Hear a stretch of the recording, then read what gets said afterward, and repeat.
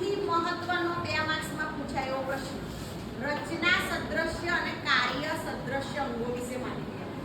બરાબર છે. Maximum time આ બોર્ડમાં તફાવત સ્વરૂપે પૂછાયેલો પ્રશ્ન છે, MCQ માં પૂછાયેલો પ્રશ્ન છે. તો પહેલા આપણે ભણીશું કે રચના સદ્રશ્યતા એટલે શું. આમાં તમારે શોર્ટમાં શું યાદ રાખવાનું?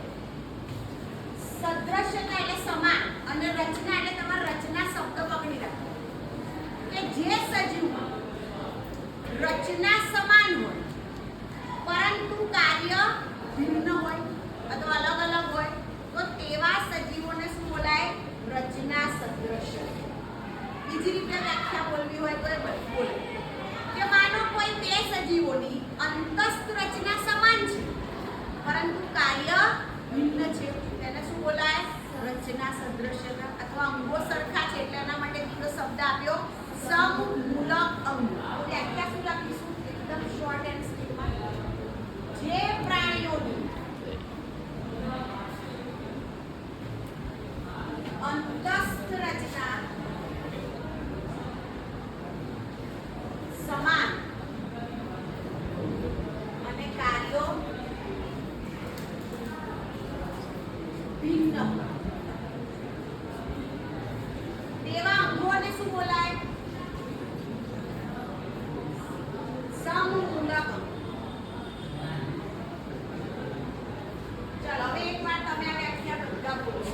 બરાબર છે? બોલો. ચાલો કરો. જે પ્રાણી અંતસ્થ રચના સમાન અને કાર્યો ભિન્ન હોય તેવા અંગોને સમમૂલક અંગો કહે છે. હવે એક ઉદાહરણ લખી લઈએ નીચે. ધારો કે બેલ, ચિત્તો, ચામાચીડિયું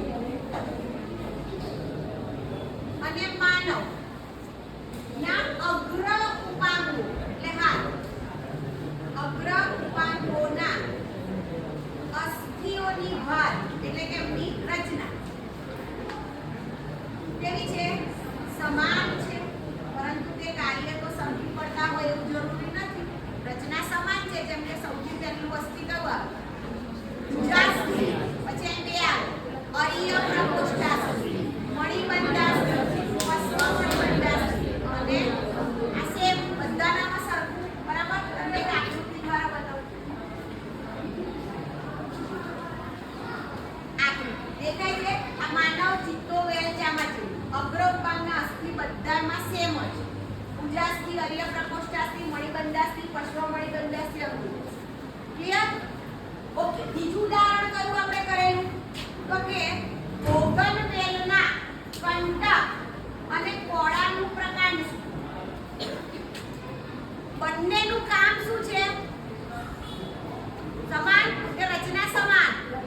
બંનેની રચના સરખી લાગશે. એક કાંટા સ્વરૂપે છે, એક સૂત્ર સ્વરૂપે છે, પણ બંનેનું કામ અલગ અલગ છે. એક પોતાનું રક્ષણ મેળવવા માટે એણે એક રચના બનાવી છે અને એકે પોતાનીમાંથી પોતાનો બીજાનો આધાર લઈને પોતાની વૃદ્ધિ કરવા માટે વિકસ્યું છે. ઉદાહરણ બીજું લખીશું બોગનવેલના